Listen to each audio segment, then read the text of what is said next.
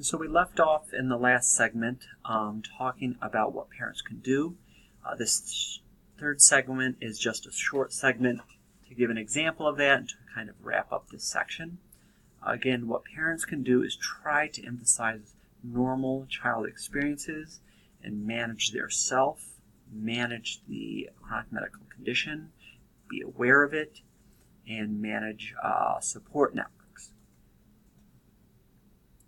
And so here we have another video that's a specific example of this girl who has a chronic medical condition and her experience and some of the things she's done to cope with that. And we can see some specific examples of some of the things we've talked about today. Again, if the sound or the video doesn't work on your machine, you can go to this link here. Both of the videos we've seen for this section can be found also in the slides that are uploaded to Blackboard.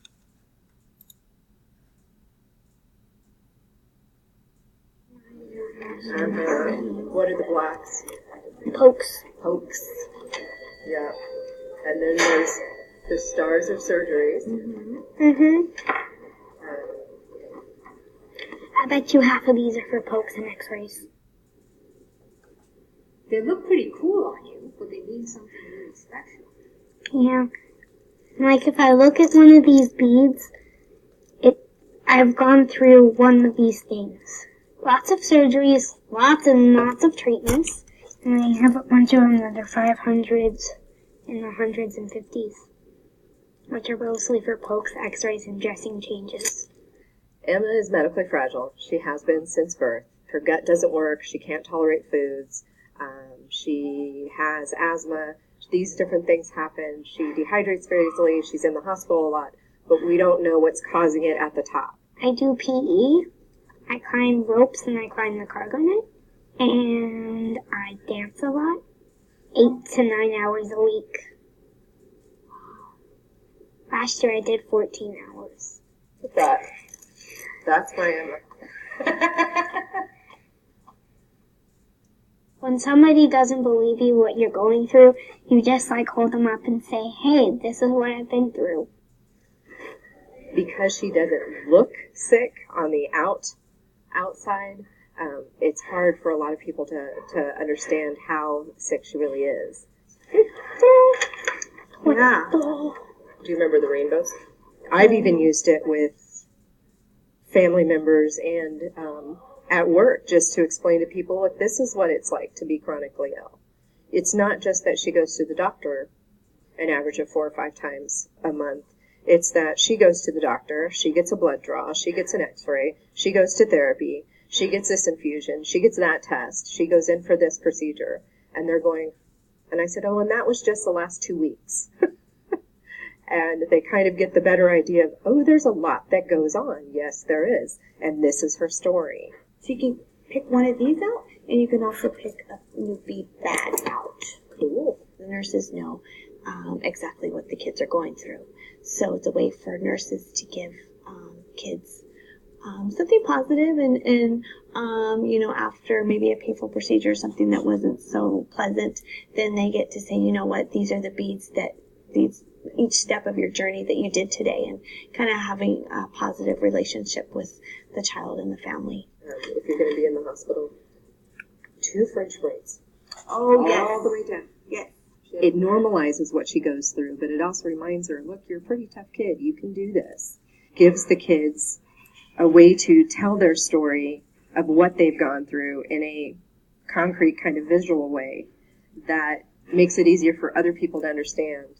And it makes it easier for the kids themselves to kind of understand, oh, heck, I have been through a lot.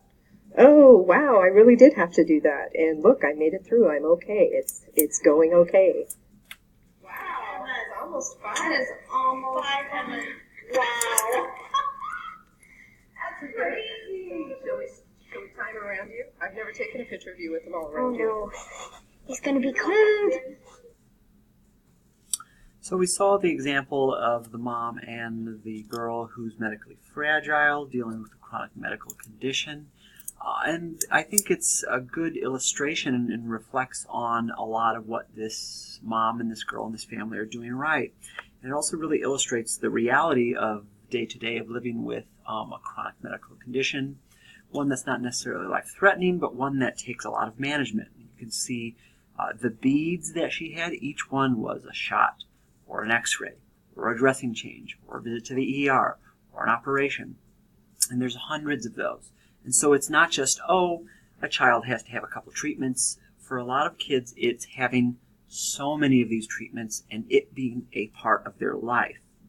And if we reflect back on what parents can do, what families can do, what we can see is, if you had to guess, what would you say the coping style of the child Emma was? Okay, and if you had to guess, what would you say the coping style of the mom was? Now, I would probably say that both mom and the kid are accommodative. They're really emphasizing the fit of what she can do in terms of her chronic medical condition, right? She seems like she's doing a lot of normalizing experience as well. If we think about normal experiences, she dances, she's going to PE, she's interacting with other kids.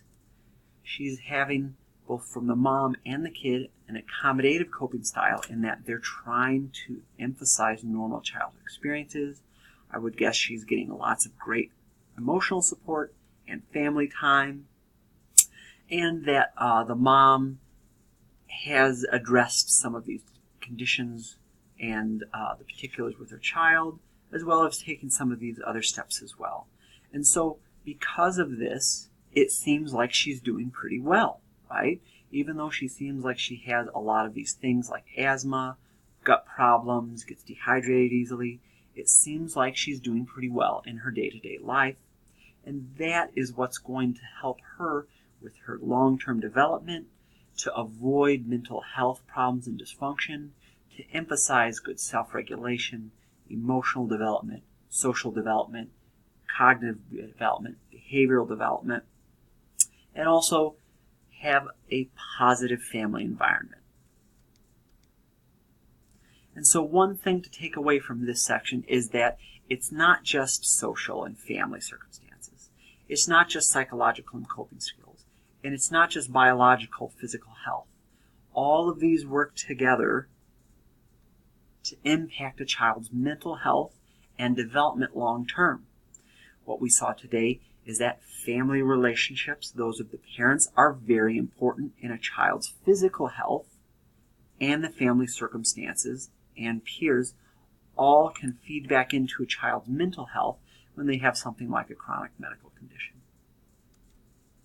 And some key ideas from the week, from both Tuesday's and Thursday's lecture, is the idea that children's individual characteristics are important to consider.